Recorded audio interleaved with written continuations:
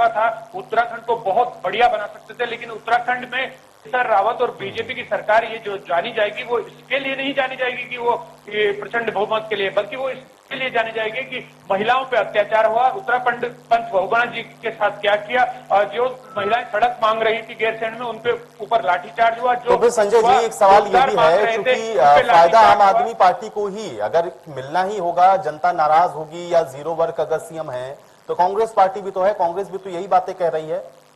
कांग्रेस को विकल्प के तौर पर न देखते हुए आम आदमी पार्टी को क्यों जनता विकल्प के तौर पर देखेगी?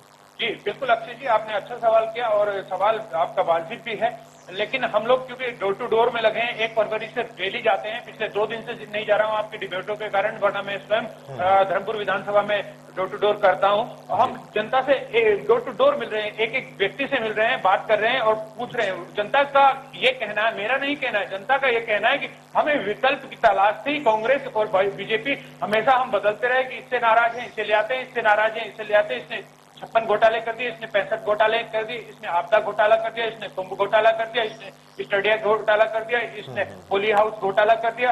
यही लगातार चलता रहा। अब स्टिंग माननीय पूर्व मुख्यमंत्री हरीश रावत जी के भी चले, स्टिंग त्रिवेंद्र सिंह रावत जी और उनके परिवार और उनके नजदीकी लोगों के भी चले, तो जनता देख चुकी है कि दोनों के दोनों एक जैसे हैं। हरीश रावत जी ने ही मुख्यमंत्री त्रिवेंद्र सिंह रावत जी को भेंसा बीच घोटाले से बचाया था और त्रिवेंद्र सिंह रावत जी ने उन्हें NH 74 घोटाले से और जो ये एजुकेशन में घोटाला हुआ, छात्रवृत्ति घोटाला, उससे बचाया है। इसीलिए हरीश रावत जी बार बार निकल के सामने आते थे 4-6 महीने बाद और बोलते थे त्रिवेंद्र सिंह रावत जी बहुत अच्छा काम कर रहे हैं। ये बयान लगातार कांग्रेस देती रही त्रिवेंद्र सिंह रावत जी के पक्ष में। यही नहीं, एक बात और कहना चाहूंगा कि एक बात खत्म कर रहा हूं सर, फिर आप बोलिए, अजीत जी फिर बोलिएगा। एक बात काउंटर सवाल है, देखिए हमारे साथ हमारे पॉलिटिकल एडिटर जुड़े हुए हैं, कुछ सवाल पूछना चाह रहे हैं। एक सवाल है, काउंटर सवाल, छोटी सी बात पूरी कर लूं फिर। नहीं, मैं आप ही से सवाल है, आप ही से सवाल है मेरा सवाल यह है कि आपने बहुत अच्छी बात कही कि घोटालों को दबाया है हरीश रावत ने, त्रिवेंद्र रावत ने, और आपकी सरकार बहुत निष्पक्ष काम दिल्ली में कर रही है। तो अगर आपको याद हो, आपकी पार्टी दिल्ली में सरकार बनाने से पहले जब सत्ता में नहीं थी, आपने क्या कहा था कि जितने घोटालेबाज हैं हम उनको जेल में भेज देंगे, जो बिजली कंपनियां उनको हम बंद कर देंगे। एक उदाहरण आप बताइए, आपकी सरकार ने दिल्ली में किसको बंद किया? किस बिजली घोटालेबाज की कंपनी को आपने रिलायंस वाले में या किसी को बंद किया? या पूर्व मुख्यमंत्री शीला दीक्षित के खिलाफ कोई एक्शन लिया? जिस शीला दीक्षित को आपने इतना बदनाम कर दिया था, मनमोहन सिंह को इतना बदनाम कर दिया था कि कांग्रेस ने घोटालों की बाढ़ आ गई है, हम इनको जेल में ठोक देंगे जैसी सत्ता में आएंगे। एक उदाहरण आप बताएं, एक उदाहरण। भट्ट साहब जवाब दें, एक एग्जाम्पल। और वीडियो कट गया है। देखिए पहली बात तो ये, मैं अपनी बात पूरी करना चाहूंगा। अजीत जी ने जो बातें कही, एक एक का जवाब दूंगा, कोई जवाब देने में कोई दिक्कत नहीं, परेशानी नहीं है। जो उन्होंने पूछा उसका जवाब देना मेरा फर्ज है और मैं दूंगा। लेकिन मैं जो बात कर रहा था उस बात को पूरा कर लूं। मैंने हरीश रावत और त्रिवेंद्र सिंह रावत जी के बीच जो घालमेल था उत्तराखंड में, वो आपके सामने उजागर किया, बताया। मैं एक बात और कहना चाहता हूं, उत्तराखंड में भारतीय जनता पार्टी की सरकार रही त्रिवेंद्र सिंह रावत जी की, और त्रिवेंद्र सिंह रावत जी की सरकार में मुख्यमंत्री जी ने, TSR जी ने कांग्रेस के प्रदेश अध्यक्ष, कांग्रेस के, नोट कीजिएगा, कांग्रेस के प्रदेश अध्यक्ष प्रीतम सिंह जी को सरकारी आवास आवंटित किया हुआ है। किस बेस पे आवंटित किया हुआ है, क्या कांग्रेस बता पाएगी? नहीं बता पाएगी। क्यों? क्योंकि ये दोनों मिले हुए हैं, एक ही थाली के चट्टे बट्टे हैं। भट्ट साहब बहुत जल्दी से मंदोला जी की बात का भी जवाब दे दें साथ में। हाँ जी, मंदोला जी ने जो बात कही, मंदोला जी अगर मुझे नहीं मालूम कौन है, मैं देख नहीं पा रहा हूँ। नहीं, पॉलिटिकल एडिटर हैं, इंडिया न्यूज में पॉलिटिकल एडिटर हैं। मैं चाह रहा हूँ थोड़ा उनकी बात का जवाब दे दें, और बहुत वाजिब सवाल है उनका, क्योंकि अगर आप लोग सवाल उठा रहे हैं तो फिर आपको बताना पड़ेगा ना, क्योंकि केजरीवाल मॉडल का आप लोगों ने जिक्र किया, तो कार्रवाई के नाम पर क्या किया आप लोगों ने? जी बिल्कुल, आप बिल्कुल ठीक कह रहे हैं कि सवाल का जवाब देना चाहिए और मैं दे रहा हूँ। देखिए, दिल्ली में जिस प्रकार से ACB को मोदी सरकार ने छीन लिया दिल्ली सरकार से, दिल्ली पूर्ण राज्य नहीं, अर्ध राज्य है। जांच एजेंसी एक थी, वो आपने छीन ली केंद्र सरकार ने। जब जांच एजेंसी नहीं होगी तो आप किसी के खिलाफ कैसे जांच कर सकते हो? आप कोई किसी के खिलाफ कोई जांच नहीं कर सकते, किसी के खिलाफ कोई कार्रवाई नहीं कर सकते। दिल्ली पुलिस अमित शाह जी के पास है, यानी केंद्रीय गृह मंत्री जी के पास है, यानी आपके पास ना पुलिस है ना जांच एजेंसी है, अर्ध राज्य है दिल्ली। आपके एडिटर साहब को बताना चाहूंगा कि पॉलिटिकल एडिटर साहब को कि वो जान लें कि दिल्ली अर्ध राज्य है और वहां बिना एलजी की परमिशन के कुछ नहीं होता है। और दिल्ली सरकार के पास ना तो कोई जांच ये तो एजेंसी जानकारी है संजय भट्ट जी उनके पास, लेकिन सवाल तो यही है ना कि ये पहले भी तो ऐसा ही था ना। ऐसा थोड़ी ना है कि आम आदमी पार्टी की सत्ता आई तो ये सारी व्यवस्था बदल गई। नहीं, आपको भी पता है कि जो तो जब ये व्यवस्था पहले से थी तो आपको ये कहना चाहिए था कि हम पूर्ण राज्य में जिस दिन सरकार बनाएंगे उस दिन हम ये एक्शन लेंगे, ये कहना चाहिए था ना। नहीं देखिए, ये तो आपको जानकारी थी, इसका मतलब जनता के साथ आपने गलत मिसकम्युनिकेशन किया। नो, आप गलत कह रहे हैं। इस जगह पे आप गलत है। एबीसी मोदी सरकार ने, केजरीवाल सरकार ने छीनी है, छीनी है ना।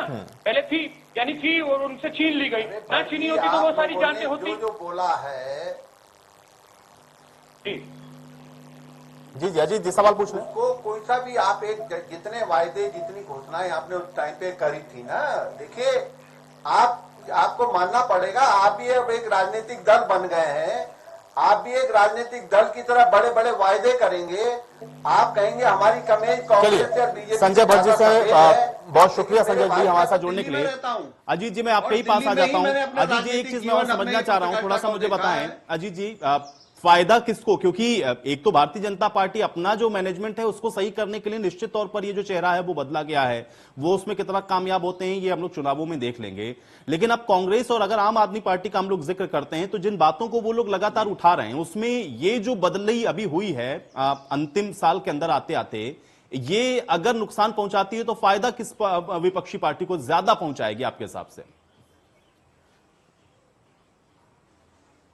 नहीं, ये देखना होगा। देखिए, अब यही मैं देखना चाहूंगा कि आम आदमी पार्टी का अगला कदम क्या होता है, नंबर एक। नंबर दो बात, तीरथ सिंह रावत कांग्रेस के जो नेता हैं उन लोगों को कितना महत्व देते हैं?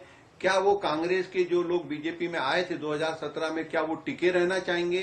क्योंकि आम आदमी पार्टी भी अब एक राजनीतिक दल बन चुका है। वो बड़ी बड़ी क्रांति की बातें करते हैं, वो अच्छा, ठीक है, अच्छी बातें करनी चाहिए उनको। वो भी ये कोशिश करेंगे कि भाई कुछ बड़े 2, 4, 5 चेहरे मोहरे जो है टूट के इधर आ जाएं, जिससे फिर वो अपनी बात को रखें और वो ये दावा करें कि भाई ईमानदार लोग हमारे साथ आ गए हैं।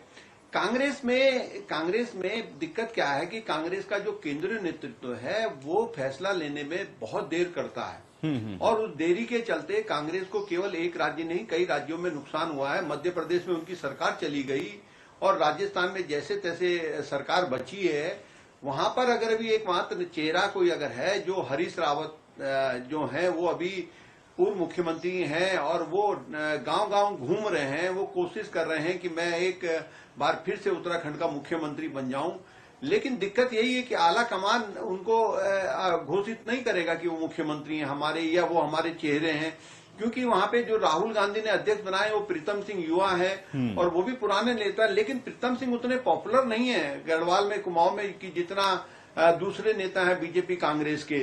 तो कांग्रेस वहां पर सत्ता लाने की स्थिति में बन सकती है अगर दिल्ली का नेतृत्व तय करे कि अच्छा। दूसरा, राहुल गांधी ने जनरल सेक्रेटरी इंचार्ज वहां एक ऐसे व्यक्ति को भेज दिया जिसको कोई अनुभव नहीं है।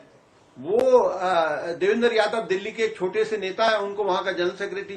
तो कांग्रेस की तरफ से गलतियां होती हैं। असम राज्य जहां पर अब चुनाव है अप्रैल में, वो राज्य जीतने की स्थिति में थी कांग्रेस आज से 1 साल पहले, लेकिन केंद्रीय नेतृत्व ने वहां पर फैसले ही नहीं किए समय पे और बिखराव हो गया वहां पे पार्टी में। और अब स्थिति यह है कि बीजेपी वहां पर फिर से जीतने की स्थिति में है जी। तो मेरा ये मानना है कि उत्तराखंड में कांग्रेस अच्छा कर सकती थी, लेकिन अगर आम आदमी पार्टी वहां पर मजबूती से चुनाव लड़ने की कोशिश करेगी तो कहीं ना कहीं उसका नुकसान कांग्रेस को होगा, बीजेपी को नहीं होगा। बीजेपी का जो वोट बैंक है वो कमिटेड वोट बैंक है और उससे बीजेपी जितनी मजबूत आम आदमी पार्टी होगी उतना बीजेपी को फायदा होगा, कांग्रेस को नुकसान हो सकता है, मेरा आकलन ये है। लेकिन अभी 6-8 महीने बचे हैं, कांग्रेस क्या फैसले करती है, बीजेपी अभी तीरथ सिंह रावत कैसा कैबिनेट अपना मंत्रिमंडल बनाते हैं, उसमें कौन लोग होते हैं कौन नहीं होते हैं, किसको निकालते हैं, वो जो निकाले जाएंगे वो क्या करते हैं, बीजेपी के लोग कुछ नहीं करेंगे, बीजेपी के एमएलए, बीजेपी के नेता वो तो अब शांत लेकिन अजीत जी मुझे बताइए, चूंकि अगर बीजेपी ये कहती है कि वो चेहरे के नाम पर या उसने जो काम किया उस आधार पर वो वोट के लिए जाने वाली है, तो अगर वो चेहरा बदल रहे हैं, दूसरा चेहरा ला रहे हैं, तो फिर जनता के बीच में जब जाएंगे तो उनके पास क्या होगा? अपनों से जो चुनौती मिल रही थी, क्या 8 महीने आपको लगता है कि वो काफी हैं कि उनको पूरी तरह से मैनेज कर लिया जाएगा? सवाल इस बात का भी उठेगा कि अगर किसी तीसरी पार्टी की एंट्री हो रही है, जैसे आम आदमी पार्टी का भी हम लोग जिक्र कर रहे हैं, अगर वो मजबूती से दर्ज करवाती है अपनी उपस्थिति की, तो क्या ये कांग्रेस के लिए ज्यादा नुकसानदायक है, या ऐसा हो सकता है कि बीजेपी को भी कहीं ना कहीं ये नुकसान पहुंचा जाए? अजीत जी, ये जो तमाम चैलेंजेस हैं, इसको कैसे पार कर पाएंगे? क्योंकि 8 महीने कोई बहुत ज्यादा समय नहीं है। हाँ, नहीं, वही मैं कह रहा हूं कि देखिए, उपलब्धि के नाम पर तो इस सरकार के पास अभी फिलहाल मुझे तो कुछ दिखता नहीं है। मैं भी बहुत बारीकी से नजर रखता हूं सरकार राज्यों के उस पे अपने, क्योंकि पत्रकार होने के नाते मेरा धर्म भी है। जी। तो उपलब्धि के नाम पे अगर मैं आज किसी बीजेपी के नेता से पूछूं तो कोई उपलब्धि के नाम पे कोई ऐसी बड़ी उपलब्धि है नहीं। ले दे कि यही होगा, उपलब्धि यही होगा कि जो प्रधानमंत्री नरेंद्र मोदी की 2 बड़ी परियोजनाएं, महत्वाकांक्षी योजनाएं वहां पर चल रही है, ऑल वेदर रोड और जो ट्रेन को पहाड़ों में ले जाना है, ये 2 बड़ी योजनाएं हैं। और प्रधानमंत्री इसी चीज का प्रचार करेंगे। दूसरा प्रचार ये है कि आर्मी में बड़े लोग पहाड़ के हैं, आर्मी के तीनों सेना के जो प्रमुख हैं वो हमारे उत्तराखंड के इसी जिले के हैं जहां के तीरथ सिंह रावत हैं। तो ये सारी चीजें कुछ ऐसी बनेंगी चुनाव के टाइम पे जिनको बीजेपी कैश करने की कोशिश करेगी और उसका लाभ बीजेपी को कहीं ना कहीं मिलेगा। तीरथ सिंह रावत इन 6-8 महीने में ये करेंगे जो त्रिवेंद्र रावत को लेकर आम आदमी के मन में एक धारणा बन गई थी कि यार ये बहुत कमजोर मुख्यमंत्री है, कैसा मुख्यमंत्री है, ना आता है, ना जाता है, ना बोलना आता है, ना कुछ कह पाता है, ना घोषणाएं कर पाता है, ना फैसले कर पाता है, ना मिलता है।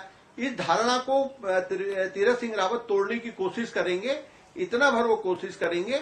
लेकिन अगर आम आदमी पार्टी मजबूती से तैयार होती है वहां पे, लेकिन अजीत जी पे सवाल फिर वहीं आके खड़ा हो जाएगा कि अगर ये चीज समझ में आई तो फिर ये 4 साल का इंतजार क्यों करना पड़ा? क्या ये रिपोर्ट नहीं पहुंची दिल्ली तक, या समझ में आने में देरी हो गई, या ये कोशिश होती रही कि ऐसे ही मैनेज कर ले, चूंकि अब तो चुनावी साल आ गया है, 7-8 महीने किसी तरह से और हो जाएं, लेकिन जब संकट बहुत ज्यादा बड़ा हो गया है तब ये बदलने की जो स्थिति है वहां तक पहुंचे हैं। ये असेसमेंट पहले हो क्यों नहीं पाया? क्योंकि निश्चित तौर पर ये तो जवाबदेही अब जनता चाह रही है ना कि आखिर ये क्या हुआ, क्यों बदलना पड़ा? देर हुई है क्या बीजेपी की तरफ से? नहीं आयुष, ये बिल्कुल देर हुई है बीजेपी की तरफ से। देखिए, कोरोना से पहले जब कोरोना नहीं आया था 2019 जनवरी फरवरी में ये चर्चा बड़ी तेजी से चली थी कि त्रिवेंद्र रावत को बदला जाएगा जी। लेकिन इन बिटवीन कोरोना आ गया। जब कोरोना आ गया तो वो फैसले टलते गए और टलते गए, मामला बढ़ता गया। और इस बीच त्रिवेंद्र रावत को लेकर जो नाराजगी, जो माहौल और जिस तरह से रिपोर्ट्स आने लगी, मीडिया चैनल दिखाने लगे और वो तमाम तरह की बातें ऐसी होने लगी कि अगर त्रिवेंद्र रावत ही मुख्यमंत्री रहा तो हो सकता है कि लोग प्रधानमंत्री मोदी के चेहरे पर भी बीजेपी को वोट ना दें। वहां पे नारे लगने लगे, गाने बनने लगे, गीत बनने लगे पहाड़ी कि मोदी तुमसे बैर नहीं है, पर त्रिवेंद्र रावत की खैर नहीं है। आपको याद होगा कि राजस्थान में भी नारा लगा था, मोदी तुझसे बैर नहीं, वसुंधरा की खैर नहीं। जी। ये जो बातें वहां पे होने लगी थी तो बीजेपी को फिर राजस्थान याद आ गया कि अगर हमने वहां पर जैसे वसुंधरा को बदलना चाहते थे या कुछ चेंज करना चाहते थे, लेकिन आला कमान वसुंधरा जैसे ताकतवर नेता के सामने कुछ फैसले कर नहीं पाया। यहां पर मुख्यमंत्री क्योंकि मोदी और शाह ने बनाया था तो उनको बदलने में कोई दिक्कत नहीं आई। जब उनको लगा कि भाई इसको त्रिवेंद्र रावत को लेकर भी वही बात होने लगी जैसे राजस्थान में होने लगी थी कि मोदी से बैर नहीं, त्रिवेंद्र तेरी खैर नहीं। चलिए अजीत जी, मैं आपको रोक रहा हूं। इस बीच नवीन प्रसाली जी हमारे साथ जुड़ रहे हैं, प्रवक्ता हैं आम आदमी पार्टी के, और इसके अलावा बीजेपी की तरफ से विनय जी हमारे साथ जुड़ रहे हैं, विनय गोयल जी। विनय जी, आपका भी बहुत स्वागत है। विनय जी, आपसे ही मैं शुरुआत करता हूं इस चर्चा की, क्योंकि अब तीरथ सिंह रावत को आज ताशपोशी उनकी हो गई है, मुख्यमंत्री पद की शपथ उन्होंने ले ली, लेकिन विपक्षी इसको लेकर के बड़े हमलावर हैं। वो ये कह रहे हैं कि हम लोग तो पहले से ही कह रहे थे कि जीरो परफॉर्मेंस ये मुख्यमंत्री हैं, और अब बीजेपी ने उस पर मोहर लगा दी त्रिवेंद्र सिंह रावत को हटा करके। मैं आपका रिएक्शन चाह रहा हूं विनय गोयल जी। नहीं, मुझे लगता है कि कांग्रेस को अपनी परफॉर्मेंस देखनी चाहिए ना। कांग्रेस के जमा कुल 11 विधायक हैं और 11 विधायकों में 5 हैं। मुख्यमंत्री जो उनके पूर्व में रहे हैं माननीय हरीश रावत जी, वो कहते हैं कि मैं जब कहीं कांग्रेस के कार्यक्रम में जाता हूँ तो मुझे बैठने की जगह नहीं मिलती, मुझे अपनी कुर्सी साथ लेके चलना पड़ता है। तो अपनी परफॉर्मेंस के बारे में चिंता करें। अगर हम अपनी पार्टी की रणनीति के हिसाब से कोई भी हम निर्णय ले रहे हैं तो ये हमारा जो हाईकमान है वो उसके बारे में जानता है, उसकी चिंता करता है। लेकिन कांग्रेस तो अपनी चिंता करती है, उसकी चिंता करती है, ना प्रदेश की चिंता करती है। केवल और केवल ऊपर से लेकर नीचे तक हर चीज में भ्रम पैदा करना कांग्रेस का काम है। और इसलिए सारे देखिए विनय जी, देखिए सब लोग समझना चाह रहे हैं इस समय कि आखिर क्या वजह रही है। ठीक है, विपक्षी पार्टियां हैं वो अपने आक्षेप लगाती रहेंगी, लेकिन वजह क्या रही है? त्रिवेंद्र सिंह रावत को अगर इस्तीफा देना पड़ा है तो इसका मतलब कुछ तो कुछ ऐसा रहा जिस वजह से उनको मुख्यमंत्री का पद छोड़ना पड़ा है, तीरथ सिंह रावत को आना पड़ा सामने। वजह क्या रही अगर सब कुछ बढ़िया था तो? मैं बता रहा हूँ ना कि देखिए, हम कोई भी प्रतियोगिता होती है, कोई भी हम कहीं भी किसी भी इस प्रकार की इसमें जाते हैं तो हम अपनी रणनीति बनाते हैं। अगर हमारे केंद्रीय नेतृत्व को ये लगा कि इस समय त्रिवेंद्र सिंह रावत जी की जरूरत हमें केंद्र में है और यहाँ पर किसी दूसरे व्यक्ति को लाकर काम किया जा सकता है, तो हमारे हाईकमान ने अपनी नीति को इम्प्लीमेंट किया। इसमें इतना परेशान होने जैसी कांग्रेस की तो क्या बात है। नवीन प्रसालू जी कह रहे हैं कि भाई देखिए उनकी जरूरत पड़ रही है कहीं और तो उनको वहां एडजस्ट किया जा रहा है, यहाँ पर तीरथ सिंह रावत को वो ले आए हैं, ऐसा कुछ नहीं है। नवीन प्रसालू जी जवाब दें। जी देखिए आयुष जी, बहुत सीधी सी बात है। आपने देखा होगा कि पिछले 4 साल उत्तराखंड के लिए कितने बुरे बीते हैं। जब तक 3 मुख्य कारण हैं इसके कि एक तो सरकार की बिल्कुल निष्क्रियता, दूसरा सरकार पर भ्रष्टाचार के आरोप और तीसरा मुख्यमंत्री और सरकार के द्वारा विवेकहीन निर्णय लिए जाने। ये बहुत प्रमुख कारण थे, बहुत सटीक कारणों से उनको हटाया गया, लेकिन बहुत देर भारतीय जनता पार्टी ने कर दी थी। और इस बात को आप थोड़ा सा ये देख रहे हैं कि कुछ महीने पूर्व जब हमारे माननीय उप मुख्यमंत्री मनीष सिसोदिया जी ने उत्तराखंड का दौरा किया था और यहाँ के प्रबुद्ध लोगों से बातचीत करने के बाद उन्होंने पाया कि यहाँ की सरकार काम ही नहीं कर रही है, यहाँ पर शून्य काम हुई, तो उन्होंने चुनौती दी थी कि अगर त्रिवेंद्र सिंह रावत सरकार ने कोई 5 जनहित के काम किए हो तो वो बताए और मैं बहस करने के लिए तैयार हूं। लेकिन सरकार की तरफ से कोई भी आगे नहीं आया, ना भारतीय जनता पार्टी की तरफ से आया। वहीं से ये जनता को समझ में आने लगा कि वास्तव में ये जो है, जो उन्होंने कहा था कि उत्तराखंड के मुख्यमंत्री 0 वर्क सीएम हैं, 0 वर्क चीफ मिनिस्टर हैं, तो जनता की समझ में बात आने लगी कि कहीं न कहीं, क्योंकि आज तक कोई ऐसा विकल्प था नहीं, कोई ऐसा व्यक्ति था नहीं जो ये समझा पाता, क्योंकि आज तक मिलीजुली यहाँ पर सरकार चलती थी, हमेशा भारतीय जनता पार्टी और कांग्रेस की मिलीजुली सरकार चलती थी और जनता को कोई ये बताने में कामयाब नहीं रहा कि उत्तराखंड कितना बर्बाद हो रहा है। जब माननीय मुख्यमंत्री उप मुख्यमंत्री जी यहाँ पर आए, उन्होंने स्पष्ट तौर पर कहा कि 5 काम जो हैं आप बताइए, तो उस पर भारतीय जनता पार्टी चलिए नवीन जी, आप बड़ी बात कर रहे हैं, मतलब कि आम आदमी पार्टी ने जिस तरह से अपनी मौजूदगी को दर्ज कराया तब बीजेपी को यह समझ में आया कि उनको अपना चेहरा बदलना पड़ेगा और नहीं बदलेंगे तो फिर ये इनके लिए घातक हो सकता है। हालांकि अभी तो चुनावों तक हम लोग थोड़ा सा इंतजार कर लेते हैं। अजय जी भी हमारे साथ जुड़ रहे हैं, अजय भट्ट जी हमारे साथ जुड़ रहे हैं, कांग्रेस पार्टी के प्रवक्ता हैं। अजय जी आपका भी बहुत स्वागत है इस चर्चा में। अजय जी, माफ कीजिएगा, प्रदीप भट्ट जी हमारे साथ जुड़े हुए कांग्रेस पार्टी के प्रवक्ता हैं। प्रदीप भट्ट जी कैसे देख रहे हैं, आज तो चेहरा बदल गया है, तीरथ सिंह रावत की ताजपोशी भी हो गई है। देखिए, तीरथ सिंह रावत जी को हम बहुत बहुत शुभकामनाएं देते हैं, वो मुख्यमंत्री बने हैं और जिस तरीके से उत्तराखंड की जनता को उनसे भारी उम्मीदें हैं और जो 4 साल का कार्यकाल जो त्रिवेंद्र सिंह रावत जी का रहा है बहुत ही निराशाजनक रहा है। और जिस तरीके से आपने देखा पूरे प्रदेश के अंदर लोग आंदोलन कर रहे हैं, लोग जो है युवा हों, चाहे बेरोजगार हों, चाहे कर्मचारी हों, तमाम वर्ग सड़कों पर हैं। और सबसे ज्यादा मैं अगर कहूँ जो पंचायतों को सशक्त करने की बात भारतीय जनता पार्टी हमेशा करती रही है, इस बार जो पंचायतों को कमजोर करने की जो साजिश के तहत त्रिवेंद्र सिंह रावत जी ने जो काम किया था, और आप देखेंगे कि पिछले 1 साल से जो है जिला योजना का चुनाव नहीं हो पाए हैं। अब हमें उम्मीद है कि तीरथ सिंह रावत जी आगे हैं और हम उनसे यही उम्मीद करते हैं कि वो उत्तराखंड को एक सशक्त नेतृत्व दें और उत्तराखंड के विकास में। लेकिन प्रदीप जी, आम आदमी पार्टी तो कह रही है कि आप उनको बचाते हैं, ये आपको बचाते हैं, और यही हुआ हरीश रावत और त्रिवेंद्र सिंह रावत के बीच में भी उन्होंने बहुत सारी बातों का भी जिक्र किया यहाँ पर। और वो ये कह रहे हैं कि देखिए आम आदमी पार्टी इतनी मजबूती से अब अपनी उपस्थिति को दर्ज करवा रही है, इसलिए दोनों पार्टियों में खलबली है। बीजेपी तो अपना चेहरा भी बदल चुकी है। प्रदीप भट्ट जी।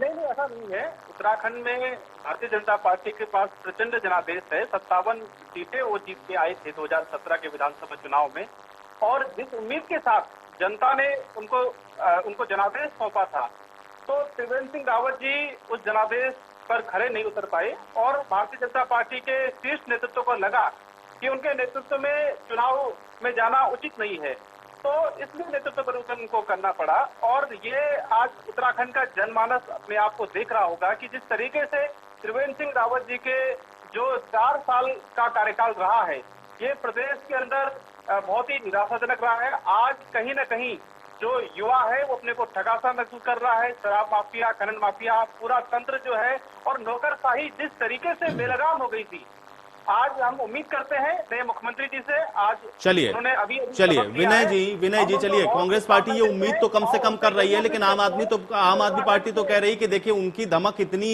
जबरदस्त है कि आपको अपना चेहरा बदलना पड़ गया है, क्योंकि जीरो परफॉर्मेंस या जीरो वर्क सीएम उन्होंने ही बताया कि आपके सीएम ने काम नहीं किया, और ये बात अब पहुंची दिल्ली तक, तब फिर चेहरे को बदल दिया गया। विनय जी नहीं देखिए, किसी के भी अपने मुंह मियां मिट्ठू बनने में हमें कोई एतराज नहीं है। अपने मुंह मियां मिट्ठू बन सकते हैं कि इनकी वजह से ये हो गया, इनकी वजह से वो हो गया, लेकिन हम ये जानते हैं कि हमने जो भारतीय जनता पार्टी ने अपनी योजना, अपनी रणनीति बनाई है, हम उसके हिसाब से काम कर रहे हैं। अपने लिए कोई कितनी प्रशंसा के शब्द कह रहा है, कितने अपने आप को कितने गहरे पानी में समझ रहा है, उससे हमें कोई फर्क नहीं पड़ता। देखिए, भारतीय जनता पार्टी ने पूरे 11,235 बूथ हैं गढ़वाल अपने उत्तराखंड में, और हमने इन 11,235 के 11,235 बूथों पर अपनी बूथ स्तर तक की इकाई गठित कर रखी है। यहाँ पर इवन हमने हर बूथ पर पन्ना प्रमुख तक बना रखे हैं। अभी तो ये बूथ के बारे में और पन्ने के बारे में सोच भी नहीं सकते। तो मुझे लगता है कि ये कुछ दिन चुनाव तक खुश होते रहेंगे।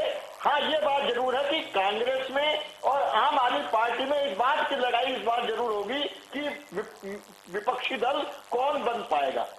मुझे नहीं लगता कि इस बार कांग्रेस विपक्षी दल भी बन पाएगी। नहीं, लेकिन एक चीज है विनय जी, चूंकि पूछा जा रहा है यहाँ पर बहुत सारे लोगों और विपक्षी पार्टियों के अलावा जो एक्सपर्ट्स हैं वो भी ये कह रहे हैं कि देखिए त्रिवेंद्र सिंह रावत को लेकर के ये बात तो सर्वमान्य तौर पर हो रही थी कि भाई देखिए कोई काम के नाम पर या कोई उपलब्धि के नाम पे कोई बहुत बड़ी चीज उनके साथ जुड़ी नहीं। आप चूंकि बीजेपी प्रवक्ता है, मैं चाह रहा हूं कि आप ही बता दें उपलब्धि के तौर पर, चूंकि 4 साल का तो हिसाब देना ही पड़ेगा ना। अब 1 साल के अंदर तीरथ सिंह रावत क्या करते हैं हम लोग भविष्य में देखेंगे। 4 साल में उपलब्धि के नाम पर क्या है, मैं बताता हूं आपको। हमारे आम आदमी पार्टी के प्रवक्ता वैसे हैं, बता दीजिए कि क्या इनके राज्य में प्रत्येक दिल्ली वासी को आयुष्मान की सुविधा है क्या? मेरे कांग्रेस के मित्र यहाँ पर बैठे हैं, ये बता सकते हैं कि इनके शासित किसी राज्य में आयुष्मान की सुविधा सभी प्रदेशवासियों को है क्या? त्रिवेंद्र सिंह रावत जी ने ये व्यवस्था की है कि प्रत्येक उत्तराखंड वासी को 5 लाख रुपए का निःशुल्क इलाज मिलता है आयुष्मान योजना के अंतर्गत। और पहले ये व्यवस्था की थी, और उसके बाद आज ये व्यवस्था कर दी है कि पहले तो केवल उत्तराखंड के 173 हॉस्पिटल में ही उनका इलाज हो पाता था, जो हमारे प्रदेश की आयुष्मान योजना के अंतर्गत। लेकिन अब जो देश की आयुष्मान योजना जो मोदी जी ने शुरू की थी, देश की आयुष्मान योजना में जो 22,000 हॉस्पिटल रजिस्टर्ड हैं, उन सभी 22,000 हॉस्पिटल में हर उत्तराखंडी का इलाज हो सकता है। ये छोटी उपलब्धि लगती है, कोई मुकाबला कर सकता है तो करके दिखाएं अरविंद केजरीवाल, करके दिखाएं कांग्रेस की कोई सरकार। आप आकर बताइए कितने लोगों का आपने इलाज किया अटल आयुष्मान योजना के तहत? आप बताइए कितने, उत्तराखंड की बात करिए, आप केंद्र सरकार की कामों को वाहवाही लूट रहे हैं। आप सीधे तौर पर बताइए कि आपने त्रिवेंद्र सिंह रावत जी को क्यों बदला और क्यों नए चेहरे लाए? 4 लाख लोगों का इलाज हुआ। अब इधर उधर की बातें मत कीजिए, मुद्दों पे आइए। बिल्कुल भी आपके मुख्यमंत्री निष्क्रिय थे। हमने जनता को बताया, आपको हटाना पड़ा क्योंकि आपको पता था साफ तौर पर चुनाव के दौरान आपकी प्रगति होने वाली है। आप अपनी प्रगति से चिंतित थे। जो आम आदमी पार्टी ने जन जन तक पहुंचकर आपके मुख्यमंत्री के निष्क्रिय नवीन जी देखिए, ये बात तो आप भी समझते हैं, आपकी राजनीति भी है। देखिए पार्टी के अंदर क्या है ये ज्यादा महत्वपूर्ण है या आपने दूसरी पार्टी ने या विपक्ष ने कुछ कहा? देखिए इससे कभी फर्क नहीं होता। विपक्ष जो बात कहता है अगर उससे दूसरी पार्टी अपने फैसले लेना शुरू कर दे तो मुझे लगता है कि इस देश की राजनीति बिल्कुल बदल जाए। उनकी आपस की अपनी क्या मंशा थी या आपस में क्या खींचतान थी, उसको उन्होंने बैलेंस करने की कोशिश की है। लेकिन एक सवाल विनय जी ने यहां पर उठाया, मैं चाह रहा हूं थोड़ा उसका जवाब दें, चूंकि आपने कहा कि कांग्रेस से परेशान, बीजेपी से परेशान, आम आदमी पार्टी उनको एक बेहतर भविष्य के तौर पर दिख रही है उत्तराखंड वासियों को उत्तराखंड के अंदर। उन्होंने कहा विनय जी ने कि उनके पास जो व्यवस्था है बूथ स्तर तक की, पन्ना प्रमुख तक की, अभी वहां तक आप पहुंचे भी नहीं है। कैसे आप इस बीच को कह रहे हैं कि उत्तराखंड के अंदर आप लोग सरकार बना लेंगे? भले ये चेहरा बदल दे लेकिन ये आश्वस्त है कि यही सरकार बनाएंगे, या कांग्रेस दावा कर रही कि वो बना लेगी? आप तो चूंकि अभी नए नए आपकी एंट्री हुई ना, आप कैसे उन व्यवस्थाओं को तोड़ेंगे जो इन लोगों ने बना रखी हैं? देखिए आयुषी, बहुत सिंपल सी बात है कि ये जो पन्ना की बात कर रहे हैं, आज हम हर बूथ पर पहुंच गए हैं। अभी हमने 1 लाख अपने एक्टिव मेंबर पूरे किए उत्तराखंड में, और उत्तराखंड का सबसे बड़ा डिजिटल कैंपेन आम आदमी पार्टी इस वक्त चला रही है। 1 लाख एक्टिव कार्यकर्ताओं के साथ आम आदमी पार्टी बैठी है, और हम इनकी तरह परंपरागत राजनीति नहीं करते। हमारे पास नई राजनीति है, नया तरीका है, नया नजरिया है। उन सबसे और आप ये देखिए कि हमने विपक्ष में बैठकर जब मुख्यमंत्री को बदल सकते हैं तो सरकार में आके हम क्या नहीं कर सकते। आप इस बात को समझे थोड़ा सा। आम आदमी पार्टी की धमक से भारतीय जनता पार्टी पूरी तौर से बौखला गई है। उत्तराखंड में उनको अपनी हार सामने दिख रही थी, ये माने या ना माने वो अलग बात है, लेकिन वक्त बताएगा कि भारतीय जनता पार्टी का जो काला चेहरा गैरसैंण में इन्होंने जो मंडल बना के अपना सामने दिखाया, मात्र शक्ति पर यहाँ पर जो झंडा इन्होंने चलाया, जो आपदा आई थी उसमें बिल्कुल निष्क्रिय रहे, कोविड काल में निष्क्रिय रहे, और खुद मुख्यमंत्री पिछले जो मुख्यमंत्री टीएसआर, पुराने टीएसआर हाईकोर्ट के ऑर्डर पर सुप्रीम कोर्ट से स्टे लेके बैठे हुए थे और जिसकी सुनवाई भी होनी थी। तो बहुत सारे मुद्दे चल रहे थे, बहुत सटीक कारण थे, इनको हटाना पड़ा। इनको पता था कि आम आदमी पार्टी जिस तरह से हमलावर हो रही है भारतीय जनता पार्टी के ऊपर, अब चुनाव में दुर्गति होनी है। लेकिन चेहरा नया बदला है, लेकिन जो सोच है वो पुरानी ही है। तो पुरानी चलिए नवीन जी, अब इसके लिए हम लोग देख लेते हैं, उत्तराखंड की जनता पे छोड़ देते हैं। आप सभी लोग अपने अपनी लगे हुए हैं, अपनी अपनी जुगत में, अपनी अपनी व्यवस्थाओं में, देखते हैं कि उत्तराखंड के अंदर इस बार नया होता क्या है। हालांकि चेहरा जरूर यहां से बदला है, इसलिए उम्मीद है कि शायद कुछ नया देखने को मिले। आप सभी का बहुत शुक्रिया समय निकालने के लिए, चर्चा का हिस्सा बनने के लिए। और चलिए इसी के साथ इस खास पेशकश में मेरे साथ फिलहाल इतना ही।